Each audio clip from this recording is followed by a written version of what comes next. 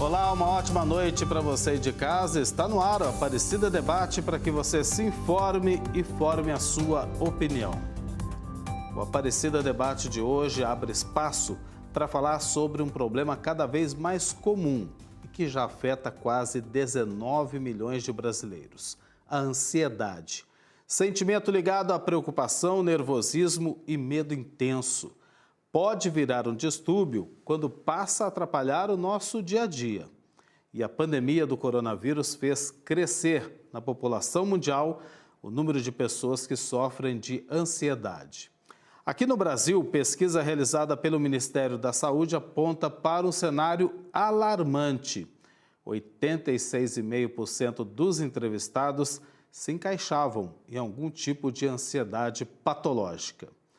Para nos ajudar a entender melhor o tema desta noite, convidamos para participar do programa de hoje a Catarina Magalhães Daum, consultora nacional de saúde mental na Organização Pan-Americana de Saúde, possui graduação em psicologia com especialização em saúde mental, mestrado em saúde coletiva e doutorado pelo Instituto de Psiquiatria da Universidade Federal do Rio de Janeiro, a quem eu cumprimento agora, agradecendo, antes de tudo, pela presença aqui conosco no Aparecida Debate. Uma ótima noite para você. Seja bem-vinda, Catarina.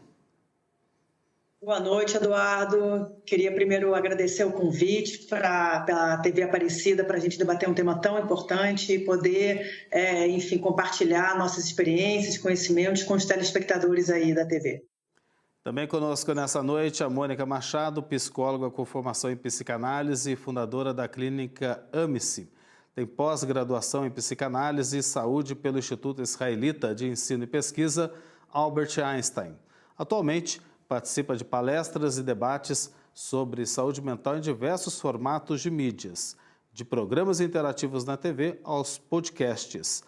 Para você também o nosso muito boa noite, muito obrigado pela presença aqui conosco. Seja bem-vinda, Mônica. Obrigada, Eduardo. Muito obrigada pelo convite. É um prazer estar aqui ao lado da Catarina e participando do seu programa. O prazer é todo nosso. Bem, antes da gente começar a nossa conversa, vamos ouvir o relato da Vanessa, que descobriu há pouco tempo que sofre de ansiedade. Como foi e como está sendo lidar com essa nova realidade na sua vida? Meu nome é Vanessa Leite, eu tenho 35 anos e eu descobri que eu sofro de ansiedade há quase um ano. Durante muitos anos já, eu tinha um grau de estresse muito elevado e eu sempre acreditei que isso estivesse vinculado às questões particulares da minha vida, porque durante 12 anos eu fui mãe do meu pai, né? Meu pai adoeceu em 2009, ele teve um AVC que debilitou bastante ele. E eu sou filha única, minha mãe também já é idosa, e eu cuidava do meu pai, e com o decorrer dos anos, ele foi ficando mais debilitado, um câncer também que ele descobriu em 2006 foi avançando. Enfim, eu tinha aquela vida que eu via as minhas amigas viajando, ou mudando de cidade, né, para poder crescer profissionalmente, para realizar um sonho. E eu tinha que estar todo o tempo ali em casa. E depois veio o ambiente corporativo, que foi quando isso realmente desencadeou. Porque eu não tinha folga, eu trabalhava muitas horas por dia, muitas vezes eu não tirava horário de almoço, porque eu me responsabilizava, era uma empresa nova, então as pessoas que estavam ali não tinham conhecimento. Eu cheguei aí para o Mato Grosso para fazer um treinamento, fiquei fora, então eu precisava dar respaldo. Até que em um determinado momento, no meu ambiente de trabalho, eu tive uma crise de choro absurda e comecei a sentir muita dor no peito.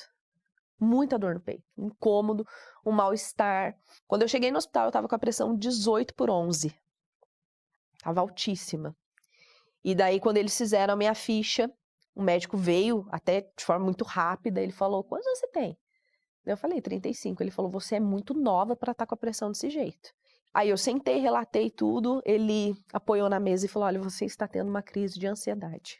Todo esse período de decisões que eu precisei ser forte. E daí só depois que meu pai faleceu e que eu adoeci, no caso que desencadeou tudo isso, que eu fui entender.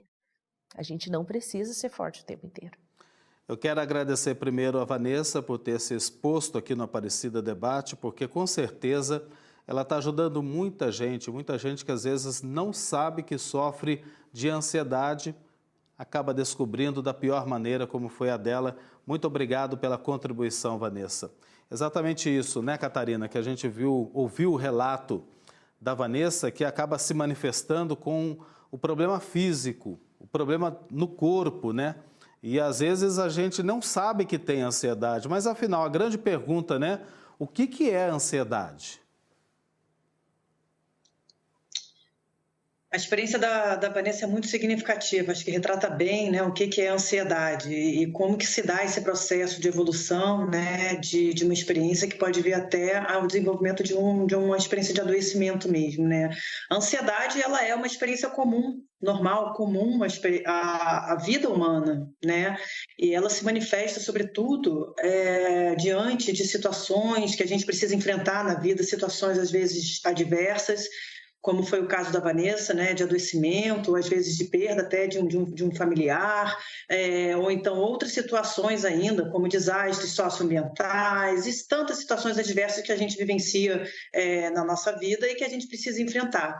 E essas situações, geralmente, elas causam muito medo, angústia, sofrimento, preocupação, né, e isso tudo, de alguma forma, contribui para que esse sentimento, essa emoção da ansiedade apareça e às vezes perdure ao longo do tempo. Mônica, eu queria fazer uma diferença, né? Porque eu sempre me julguei também uma pessoa ansiosa, aquela que não tem paciência muito para esperar, pede alguma coisa para uma outra pessoa, quer rapidamente, né? Não é no tempo da pessoa, mas sim no tempo que eu imagino ser o mais adequado. É diferente, né? Para quem sofre, de fato, como a Vanessa, de ansiedade. Sim, é diferente, mas tudo dentro do mesmo contexto, né? Na verdade, os pensamentos são acelerados, né? Quando você fala que quer que as pessoas pensem o que você está pensando, né?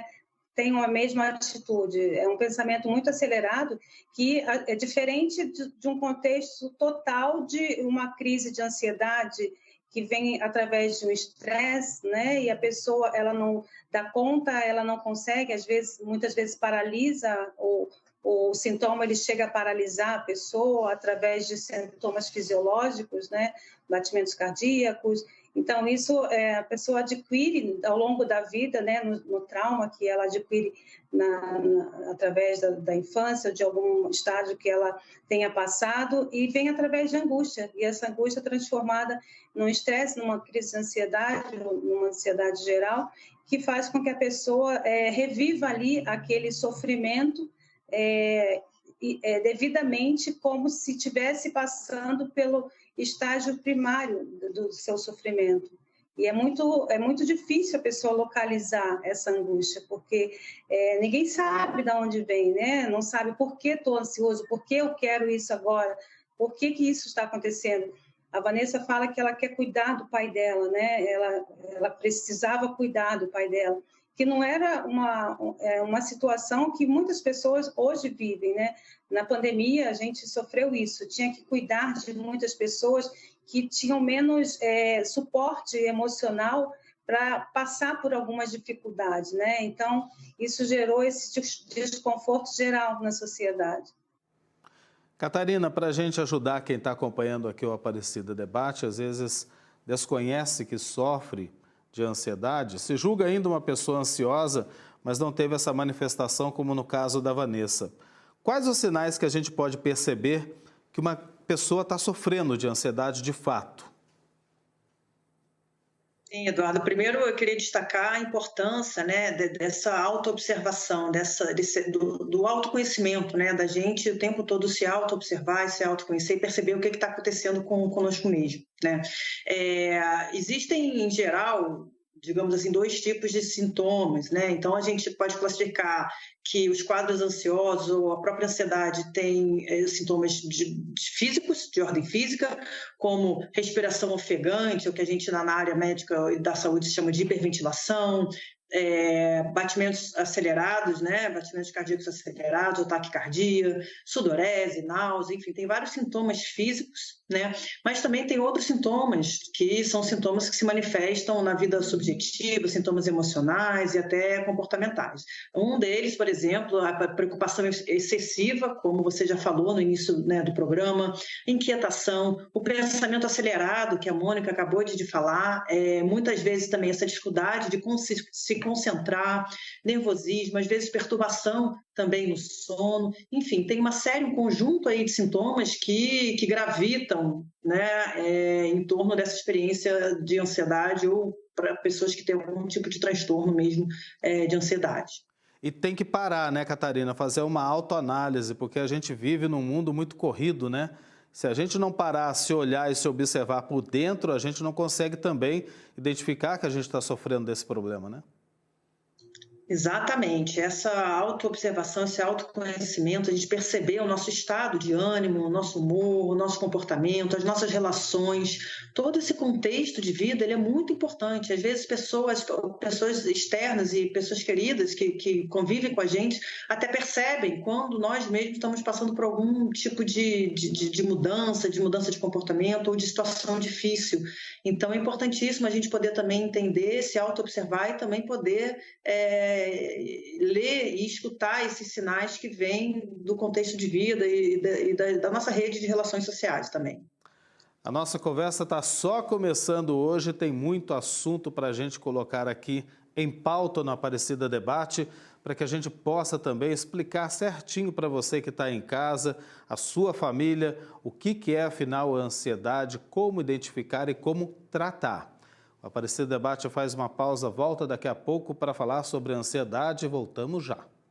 Estamos de volta com o Aparecida Debate, o tema de hoje é ansiedade. Participam no programa com a gente a Catarina Magalhães Dahl, consultora nacional de saúde mental na Organização Pan-Americana de Saúde, e também a Mônica Machado, psicóloga com formação em psicanálise e fundadora da clínica Ame-se. Então vou falar com a Mônica agora, que foi muito bem explicado, viu, Catarina e Mônica, no primeiro bloco, o que é a ansiedade, dando as pistas aí para quem está nos acompanhando poder identificar se sofre ou não desse problema. Agora, Mônica, o que a ansiedade esconde? Exatamente isso que as pessoas querem descobrir, né? Por que eu estou ansioso? Muitas vezes as pessoas não percebem, mas a ansiedade, ela é um sintoma de uma depressão. Ela pode estar ali no estágio depressivo e ela, através da ansiedade, daqueles sintomas que ela está ali, as pessoas, muitas vezes, elas não percebem essa tristeza por conta a tristeza da depressão, por conta da ansiedade, né? É como elas falam, eu estou ansiosa, eu não estou depressiva. Mas a tristeza, a ansiedade, ela faz parte dessa tristeza. Então, esse daí é o principal perigo, né, da ansiedade, esconder essa tristeza, né, através da ansiedade, esconder a depressão. Você diria que a ansiedade é um dos gatilhos para a depressão? Não diria que seja um dos gatilhos, mas um dos sintomas da depressão. Sim. Porque o gatilho da ansiedade são vários, né? São os ambientes estressores, histórias de vida. Então, não tem como, mas é um dos sintomas da depressão. É aquele que aparece e, de repente, já pode ficar com a luz acesa, né? De atenção para aquele problema que está aparecendo. Muito bom. Catarina, agora, como é que a pessoa desenvolve a ansiedade? Sim, é importante a gente ter essa visão de que é sempre um processo, né? Um processo que está que acontece, né, dentro de um contexto de vida e que acontece ao longo de um tempo, né? Do tempo também. Então, geralmente, como a gente já falou, essa experiência da ansiedade, ela vem a partir de situações estressoras, situações adversas que geram medo, preocupação, angústia, situações que fazem parte da vida, que são comuns. Algumas pessoas reagem melhor, outras pessoas não reagem tão bem e acabam desenvolvendo e potencializando essa emoção, esse sentimento de ansiedade, essa vivência da ansiedade, né?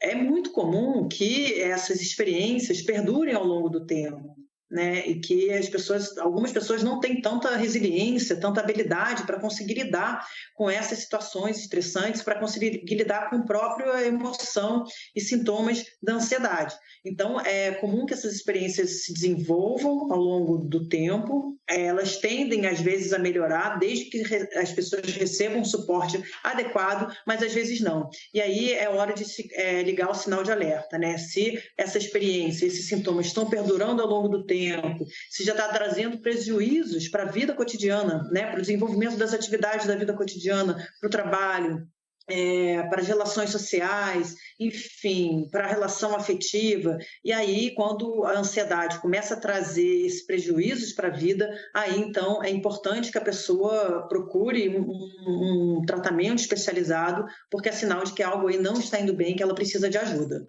Mônica, a gente viu agora há pouco o relato da Vanessa lá no primeiro bloco, abrindo a Aparecida Debate, que define bem o que uma pessoa sente quando está sofrendo de ansiedade, né? E a gente percebeu a agonia dela e foi parar até no hospital com taquicardia e pressão elevadíssima. Afinal, por que a ansiedade faz tanto mal para a saúde?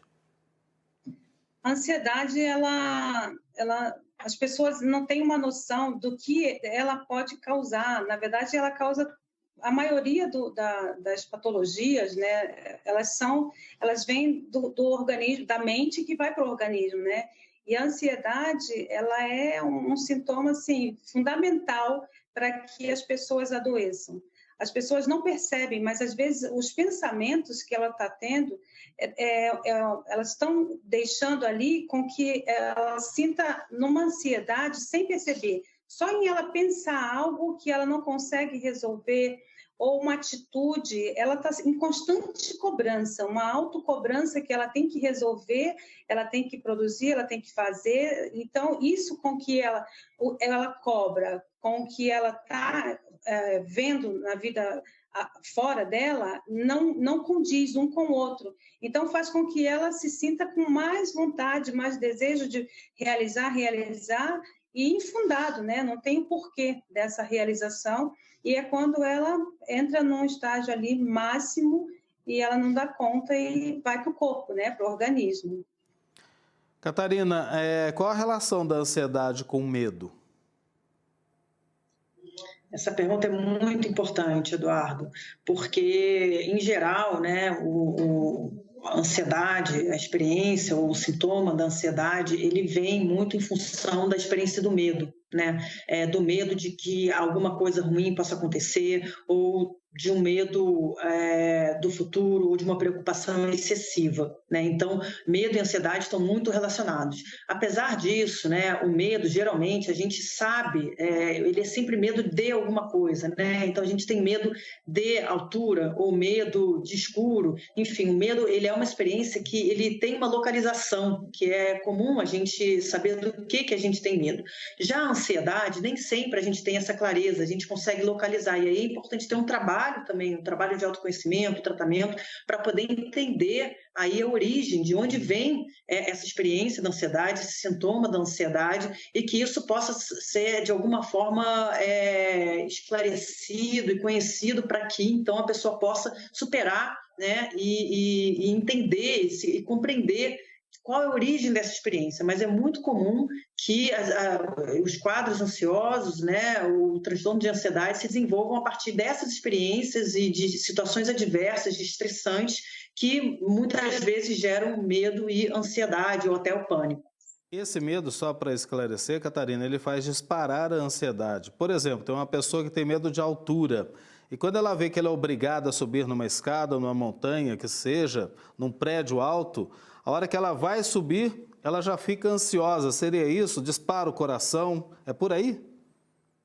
Sim, geralmente sim, né? E às vezes são medos que são difíceis também da gente compreender, mas geralmente é algum gatilho, alguma situação, né, que gera essa emoção e que aí então vai disparando toda uma crise, né, uma vivência de ansiedade, que aí vem todas essas experiências juntos, né, os sintomas físicos, como ataque cardíaco, como a gente já falou, né, ataque cardíaco, sudorese, todos esses sintomas físicos, também sintomas de preocupação preocupação, de ameaça e de estresse, né? Então, tem muita relação, né? São emoções que fazem parte da vida humana, que tem muita relação, mas que aí a ansiedade ela pode se desenvolvendo aí para algo aí, enfim, mais grave, que a pessoa precisa ter um acompanhamento.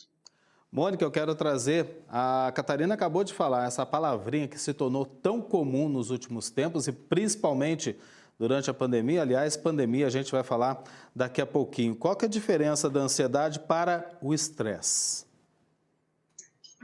É boa questão essa. O estresse, ele é um pico da adrenalina, né? O estresse, ele vai ali quando a pessoa lida com... Passou daquele limite, passou do que a pessoa aguenta, ela pode esperar de algo muito marcante, muito sofrido. Então, o pico do estresse vai, né?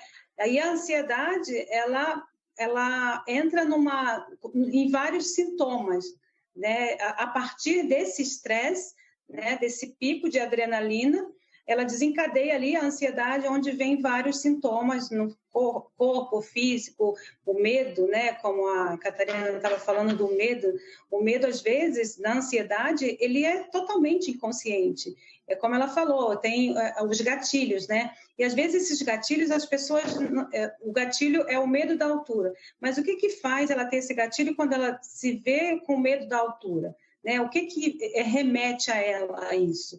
Então, por isso que é a importância do autoconhecimento, né? Para ela saber o que vai levá-la a ter medo de altura com relação ao que a história da vida dela, o que aconteceu com a vida dela, né? Então, isso é muito importante. A gente está encerrando, Mônica, esse segundo bloco, mas para a gente explicar bem, de ponta a ponta, digamos assim, sobre a ansiedade, queria que você explicasse, existe alguma diferença ou qual a relação de ansiedade e transtorno da ansiedade? O transtorno da ansiedade aí já é patológico, né? Quando a gente fala em transtorno, é uma patologia. Ela está inserida no corpo, no organismo. Então, a pessoa, ela sofre de vários fatores. Às vezes, uma depressão maior, e a depressão maior é quando o sintoma... ela está mais depressiva, está mais na tristeza do que exatamente na ansiedade, naquela vontade de comer muito, de sair muito, de tudo muito, né? Muito no excesso. Então, a diferença do transtorno para a ansiedade é isso. Às vezes a pessoa, eu sou ansiosa. Ela é ansiosa naturalmente, convive com aquilo. Mas quando ele começa a fazer com que a pessoa sinta algo mais do que só a ansiedade, aí é um transtorno. Para a gente concluir, Catarina, tanto um quanto o outro deve ser tratado como doença? Não necessariamente, né? Como a gente falou, a ansiedade ela é uma experiência comum, né? Que faz parte da vida humana, né? Mas a ansiedade ela pode evoluir para o desenvolvimento de um transtorno, né? Quando, como a gente já falou, quando primeiro começa a produzir um sofrimento emocional muito intenso, né? Quando começa a afetar as áreas da vida, o trabalho, as atividades da vida diária, a pessoa não consegue mais fazer as atividades dela, enfim, e aí sim, quando esses sintomas, né, persistem ao longo de muito tempo, mais 1 mês, 2 meses, 6 meses, 1 ano, aí sim a gente pode entender que a pessoa desenvolveu um tipo de transtorno que, como a Mônica falou, já não está mais dentro dessa faixa do que é a normalidade, do que é a experiência comum, né, da ansiedade, mas já está afetando a vida, já virou uma patologia ou uma doença. Eu não gosto muito da gente utilizar esse termo doença, porque eu acho que são experiências que fazem parte da vida, né, mas que a gente sabe que tem efeitos, né, e aí a gente tem utilizado muito, a OMS, a OPAS tem utilizado o termo condição, porque às vezes doença parece que é algo que vai traçar uma sentença que a pessoa nunca mais vai melhorar, quando na verdade tem tratamento. A pessoa precisa, né, as pessoas que sofrem de algum tipo de ansiedade, que isso já está afetando a vida delas, é importante que elas façam um acompanhamento, que elas peçam ajuda e que tenham uma rede de suporte para que ela possa superar essa experiência e alcançar um novo estágio aí de normalidade e lidar com as questões da vida cotidiana. E é sobre essa ajuda, essa rede de apoio e o tratamento que a gente vai falar daqui a pouquinho, porque agora o Aparecida Debate faz mais uma pausa e volta daqui a pouco para falar sobre ansiedade. Participam do programa com a gente a Catarina Magalhães Daum, consultora nacional de saúde mental na Organização Pan-Americana de Saúde, e também a Mônica Machado, psicóloga com formação em psicanálise e fundadora da clínica Ame-se. Bem, vamos conhecer agora o trabalho de uma rede de apoio criada para ajudar as pessoas que sofrem de ansiedade e não têm condições de pagar pelo atendimento. Vamos ver. A rede social voluntária chama Autoestima-se e é composta por profissionais de todos os cantos do país e atende a pessoas espalhadas pelo Brasil. A missão é ser apoio para quem procura alcançar o bem-estar físico e emocional. A rede nasceu de um projeto da Mariana, quando ela tinha apenas 14 anos de idade e estava no ensino médio. E hoje ela ajuda muitas pessoas. E era muito recorrente a gente encontrar também jovens, pessoas que passavam por problemas mentais, problemas emocionais, de ansiedade, de depressão, automutilação e, na maioria das vezes, meninas, pessoas conhecidas. Então, isso me motivou bastante a seguir esse caminho. Aparecer esses casos, são os casos que a rede atua hoje, trabalhando e ajudando essas pessoas. Desde 2020, quando foi fundada, a rede tem cerca de 50 integrantes voluntários divididos em 15 setores. E todo mundo dentro do voluntariado. Então, na nossa equipe hoje, a gente tem pessoas que acabaram de sair do ensino médio, que ajudam, né, em questões relacionadas à pesquisa, à produção de conteúdos, ou até, propriamente dito, profissionais psicólogos. Tudo isso é possível porque muitos profissionais também compraram essa ideia, como a Priscila Richter. Ela é coordenadora da assessoria psicológica da rede e, além de atender pessoas em terapias, ela cuida dos profissionais que fazem os atendimentos voluntários. Nós temos a psicoterapia breve, que são 12 sessões. Então, assim, a gente não está pretendendo resolver o problema do paciente em 100%, mas trabalhar ali com um foco escolhido entre ele e o terapeuta, trabalhar com aquela demanda para que ele comece a andar com, pensar, se autoconhecer, ver os gatilhos, o que mais deixa ele ansioso, falando, né, no caso de ansiedade. Com a pandemia, os voluntários perceberam que a necessidade de ajuda aumentou bastante. Sim, as pessoas estão se reinventando agora. Muitas pessoas sentiram que perderam tempo durante a pandemia, perderam tempo de viver, por ficar, sentem como se esse tempo que ficou enclausurado não estivessem vivendo. E que agora precisam recuperar o tempo perdido de alguma forma. Parabéns pela iniciativa, né, Catarina? Você que representa aí, está na Organização Pan-Americana de Saúde, sabe o quanto é importante, né, essa rede de apoio, essa rede de ajuda. E que interessante nessa matéria, nessa reportagem, parte de uma pessoa, uma adolescente, que sofreu muito de ansiedade e viu a necessidade de ajudar o outro, criando uma rede de voluntários. Tem muitas redes assim aqui no Brasil, Catarina? Sim, Eduardo, muito interessante a experiência do Autoestima-se.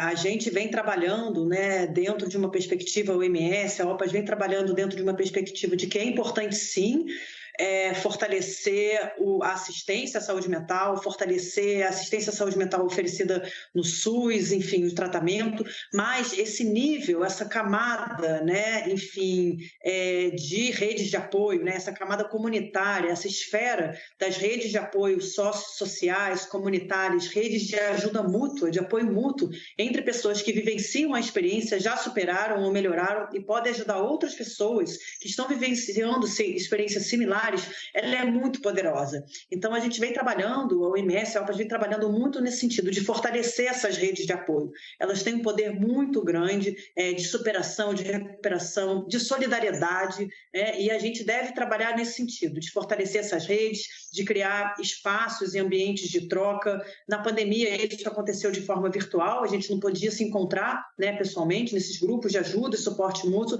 mas de forma virtual também, nas próprias mídias sociais e redes sociais, sociais podem ser ferramentas poderosas, né, para a promoção da saúde mental e para, enfim, para o fortalecimento tanto pessoal quanto coletivo, né, de uma certa grupo, comunidade.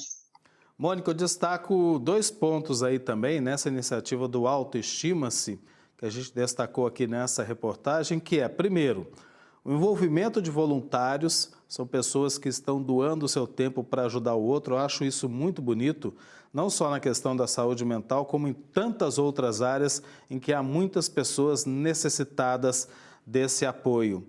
E o segundo é esse atendimento online, né? Que explodiu durante a pandemia, porque as pessoas estavam isoladas dentro de casa, sofrendo ainda mais com esses transtornos, e aí veio a ajuda pela internet. Interessante isso, né, Mônica? Sim, muito interessante. E essa rede de ajuda, ela vem aí para mostrar também, tanto para não só serviços voluntários, mas que as próprias clínicas, instituições, né, particulares, também pode pegar 1 hora cada profissional do seu dia para fazer esse serviço voluntário, porque só essas redes elas não conseguem. Então, se cada um fizer uma parte, né, e exatamente isso, o online ele nos ajudou porque as pessoas lá no Nordeste ou no interior que não têm acesso, né, a vir presencial numa instituição que está fazendo esse trabalho voluntário, ela consegue através do online fazer de longa distância, né? Então, um serviço voluntário aqui em São Paulo pode atingir o Brasil inteiro. E isso foi muito importante na pandemia. Mônica, antes da gente começar a falar do tratamento para a ansiedade, faltou uma pergunta. Quais são os tipos de ansiedade? Existe isso? Podemos dizer dessa forma? Não diria, porque quando a gente classifica alguma coisa, né, algum sintoma, é como se a gente estivesse rotulando ali a pessoa. Você tem uma ansiedade típica de alguma coisa, então você vai rotular. E essa não é a intenção, né, rotular um indivíduo.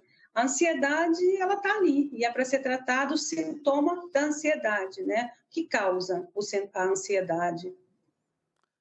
Catarina, e essa ansiedade leva a um outro vício, por exemplo? Bebida alcoólica, drogas, pode levar? Pode levar sim, Eduardo. A gente, enfim, como eu falei, a gente trabalha dentro de uma perspectiva quase que se olhando como se fosse um processo e um espectro, às vezes, de experiências, né? Então, às vezes, começa com uma situação super estressante, com estresse agudo, aquilo pode se desenvolver para um quadro de ansiedade ou de depressão, né? Aí a pessoa, talvez, tem pessoas que acabam, até numa busca de tentar melhorar a ansiedade, tentam se automedicar, né? Às vezes, ingerindo bebidas alcoólicas, porque pode dar a impressão de que aquela ansiedade baixa, mas a gente sabe que depois o álcool ele tem efeitos nocivos para a saúde, né? Então é comum sim, né, pessoas que têm ansiedade irem desenvolvendo comportamentos ou hábitos, né, que não são tão saudáveis. E daí ressaltando a importância, né, também já mudando um pouco de assunto, mas é a importância de que pessoas que estejam vivenciando alguma experiência de ansiedade, ou mesmo que tenham algum transtorno, de poder desenvolver esse hábitos saudáveis que estão relacionados à atividade física, à alimentação saudável, a não ingestão de bebidas alcoólicas, a evitar a cessação, né, do tabagismo. Então, todos esses hábitos saudáveis, eles podem e são muito importantes também para o processo de superação e até do tratamento. Essa seria até a minha próxima pergunta para você, Catarina, e daí você pode ampliar um pouquinho a resposta, fique à vontade, por favor, que é o seguinte: como controlar, afinal, a ansiedade? Existem muitas técnicas, né? Existem muitas técnicas. A gente vem trabalhando muito no meio aí da área da psicologia, da saúde mental, tem se utilizado muitas técnicas de respiração, né? Técnicas relacionadas até à meditação, técnicas de respiração que ajudam a pessoa a controlar mais essa emoção, ou estresse, ou ansiedade. Né? Existem técnicas também, que já foi mencionada pela colega do Autoestima-se, de enfrentamento de problemas ou de manejo de problemas e de manejo de estresse. enfim, atividade física é outra atividade muito importante, porque ajuda a reduzir o estresse, ajuda a reduzir a ansiedade, né? E outros hábitos, outras atividades também que podem ajudar muito, né? As pessoas poderem ter um momento de lazer, né? Poder estabelecer pausas na rotina, por exemplo, de trabalho. A gente está vivendo num mundo que tem uma exigência muito grande em relação à performance, a trabalho, que gera muita ansiedade, mas a gente precisa também saber entender que tem um momento da vida do trabalho e das atividades que a gente precisa, né, desenvolver na nossa vida para a nossa própria existência, mas que tem atividades também de lazer, de estar com a família, né, que são tão importantes quanto outras atividades, enfim, que a gente desenvolve. Então, existem muitos recursos, muitas técnicas que estão disponíveis e que é importante a gente apresentar, as pessoas conhecerem, porque elas mesmas podem desenvolver essa habilidade de autocuidado.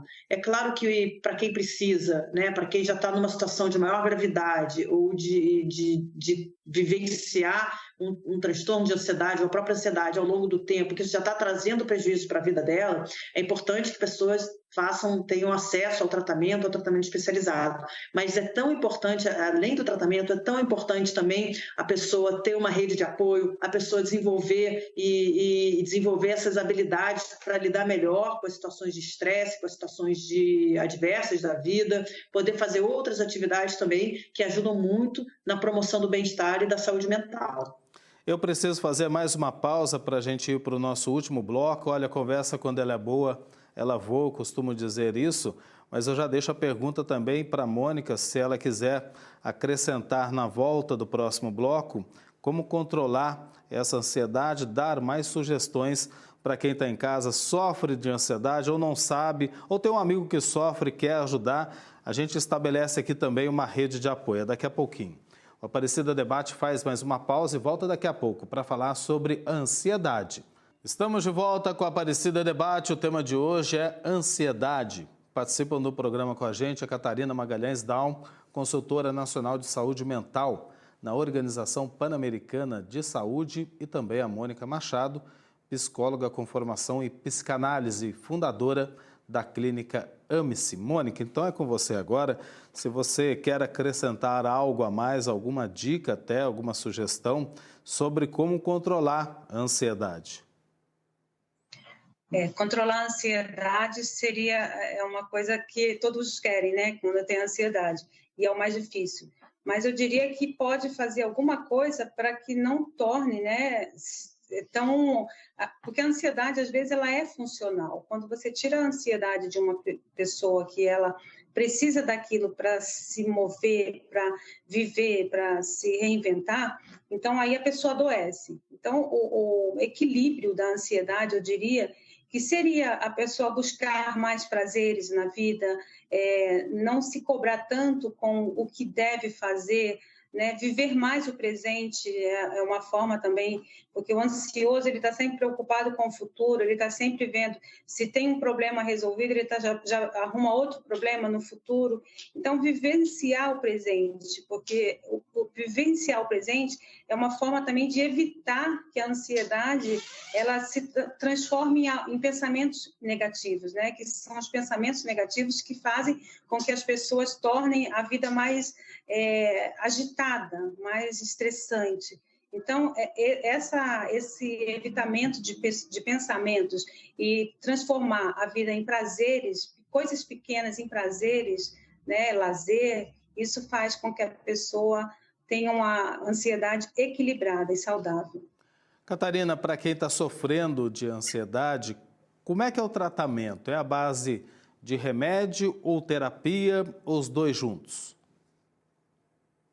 Sim, aí vai depender, né, Eduardo? A gente tem, digamos assim, existe um cardápio extenso aí dentro desse campo da área da saúde mental, da psicologia, da área médica, um cardápio extenso de possibilidades e de abordagens.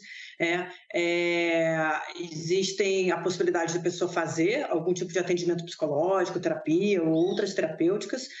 Dependendo da gravidade, um remédio, um tratamento medicamentoso farmacológico ajuda sim a pessoa a lidar melhor, né, com aquela experiência de ansiedade.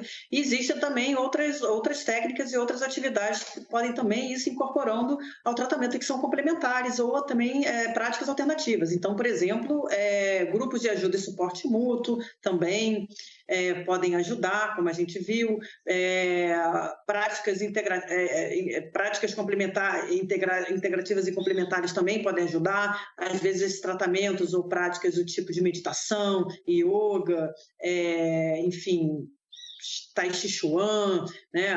Tem uma série aí de práticas alternativas que podem ajudar e complementar e fortalecer o tratamento. O importante é saber se a pessoa está num nível de sofrimento e de adoecimento grave, moderado a grave, ela vai precisar de tratamento especializado, vai precisar de acompanhamento psicológico, provavelmente de acompanhamento medicamentoso, mas o que não impede também que essas outras práticas alternativas possam contribuir para o tratamento. Mônica, agora a orientação, se a pessoa está sentindo isso, né? Acompanhou a Aparecida Debate, não sabia, mas está se enquadrando em tudo isso que a gente está falando, os sinais que o corpo apresenta, os sintomas. Quem que ela deve procurar para iniciar esse tratamento?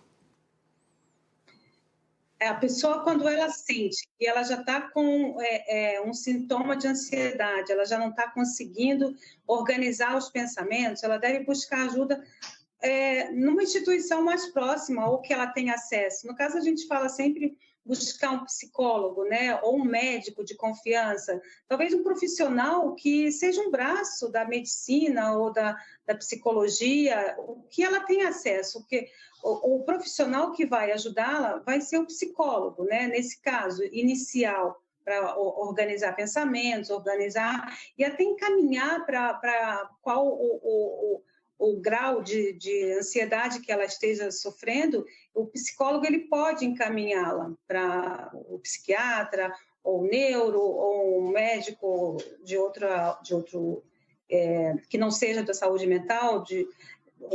Ela pode sofrer, muitas vezes a ansiedade ela causa muito problemas de estômago, digestivo, então, lugares que ela pode procurar inicialmente, né? Mas a ajuda principalmente vai ser da psicoterapia inicial.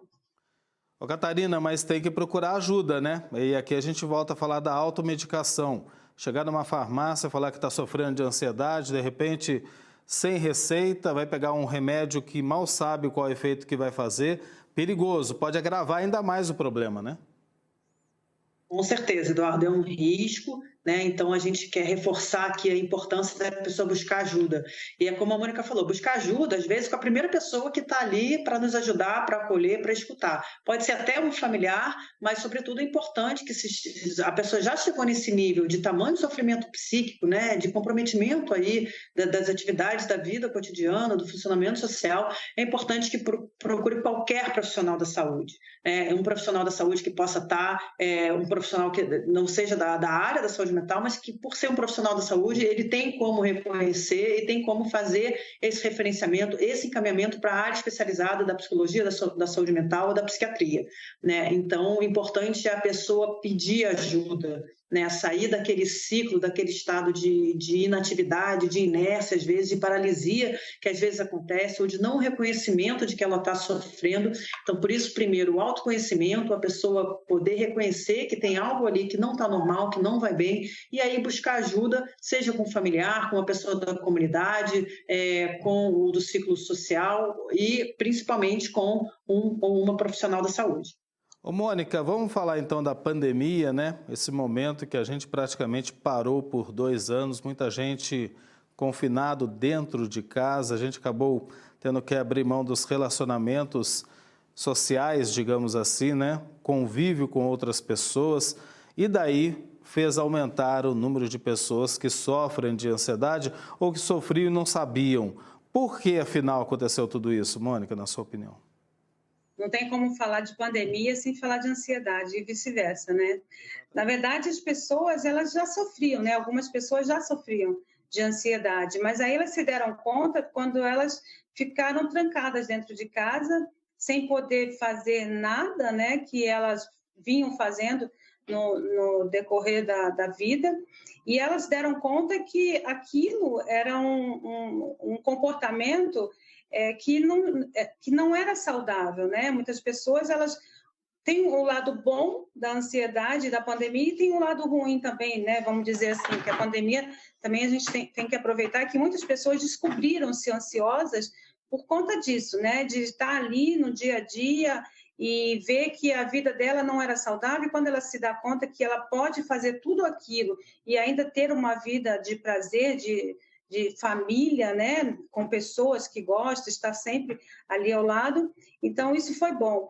E o outro lado também que deu-se, né, da ansiedade ficar em evidência na pandemia, foi o fato das pessoas elas não ficarem confinadas e não conseguirem ter contato com outras pessoas, o medo excessivo, o medo do que vai acontecer, essa doença, ela vai matar, tem gente morrendo, como que vai ser? Esse medo que não sabe de onde vinha, né? De o que ia acontecer com as pessoas. Então, tudo isso gerou uma ansiedade maior nas pessoas por conta de não saberem se iam sair de casa, se um dia ia voltar, parentes, se vão sobreviver, se não vão.